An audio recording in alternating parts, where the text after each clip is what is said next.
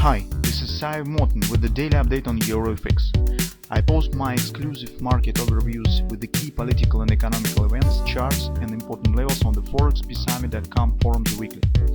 This short video is a response to rapidly changing situation on the currency markets and should help you to stay on top of the game and be profitable. I suggest you to visit ForexPeaceArmy.com forum and read my analysis for the week before watching this daily video. Welcome back, everybody. Let's take a look again on the gold market. So on the performance of the gold market, maybe it's not really very surprising, but since it stands in the center of the impact from the global political economical factors, these factors are extremely interesting right now. So in today's weekly report, we have discussed the suggestion that's currently starts to sound more and more often that Fed probably is bluffing, and that Fed will choose the scenario with the collapse of United States dollar instead of the collapse of United States bond, just because it is more comfortable. It's not as hard landing as collapse of the bond market, just because if you're collapsing and devalue the national currency, you are not making the default on the national debt, because theoretically you could print as much money as you need to pay out of all of the debts.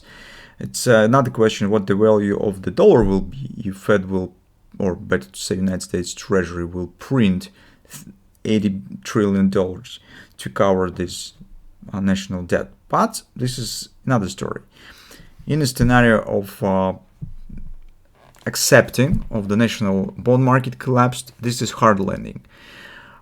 The advantage of the second scenario is that you definitely know the term, more or less, when it will be over. And second, you're starting from a blank.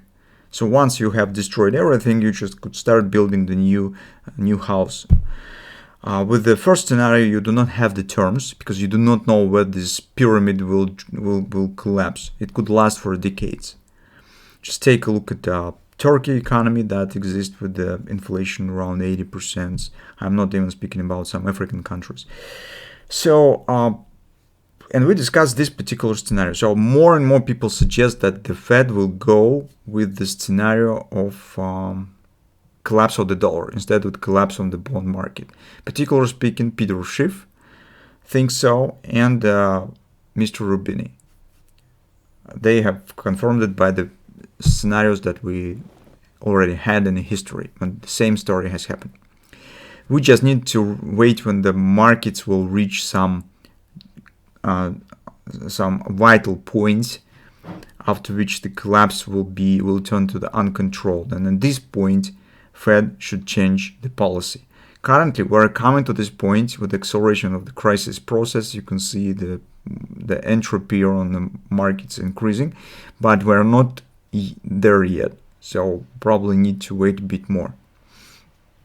So during this period, gold market probably remains under pressure, just because Fed will keep the high rate. Second story that we're discussing is the politics, mostly domestic politics in the United States, and we're come to conclusion that it is vital to Republicans to trigger the collapse on the markets before results of the elections will be announced, to put all the sins on the Joe Biden team. Otherwise, it makes no sense to get the victory, because hardly they would like to resolve the problems that are accumulated right now of the Joe Biden administration.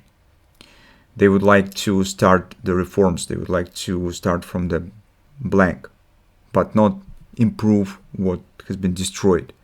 Otherwise, it will be simpler just to wait when everything will collapse and come with the blank background right on 2024. This is simple logic.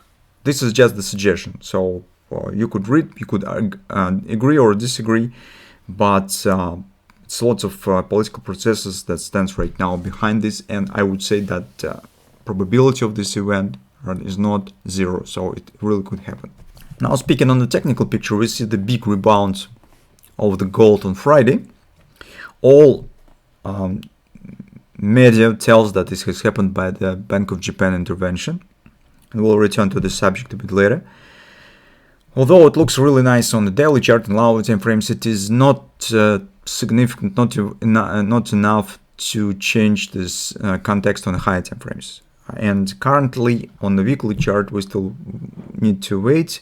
Its overall context stands bearish, and from the weekly point of view, we still need to consider this action just retracement of this leg, because it's not enough to treat it as a starting reversal in the gold market. We hope that it could turn to it, but it's not there yet. But at the same time, it doesn't really prevent for short-term traders to consider bullish position taking, because on the daily chart we've got the bullish reversal candle, which is important by itself, and it suggests at least some continuation. Supposedly nearest target will be somewhere around 17. It's just because of the daily overbought stands right here. Potentially, another moment that we need to keep an eye on is potentially we could get the bullish divergence. It is not here yet, it's just because the trend still stands bearish. But within the 2 sessions it could turn bullish, and in this case it will be confirmed divergence. And this is more serious, it's just because divergence suggests the taking out of this top. This is more serious, guys. We just need to control whether it will be formed or not. Meantime, on the 4 time frame chart, market stands at the confidence resistance, breaking the downside channel that we were trading previously. And if you trade gold on intraday charts, you consider taking the bullish position. I think that you could consider something of that sort. So it might be some kind of the hand and shoulders pattern here, with chances to enter somewhere around 1632, 1642. These 2 levels. Maybe some another pattern will be formed, but currently it seems that some kind of hand shoulders might be formed and you could consider for position taking. Now returning back to the idea of the Bank of Japan intervention. What I just thought, guys, about this, what actually has happened, what intervention means. It means that Bank of Japan is selling United States dollar assets. In particular speaking, they first need to sell United States treasuries from their foreign reserves to get the dollars, and then sell the dollars on the open market. So it means that with the just minor selling of the small part of their reserves provides some dollar weakness to the markets from the Bank of Japan. Take a look what has happened on the gold.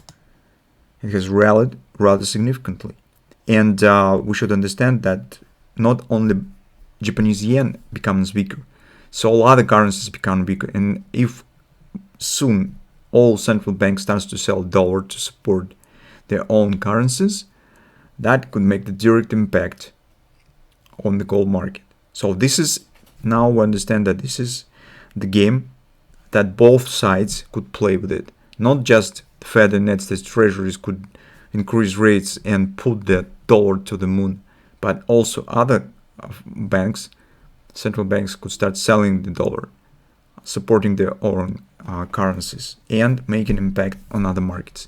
Particularly speaking, the gold, as you can see, very significant impact compared to the scale of the intervention, which was not very significant.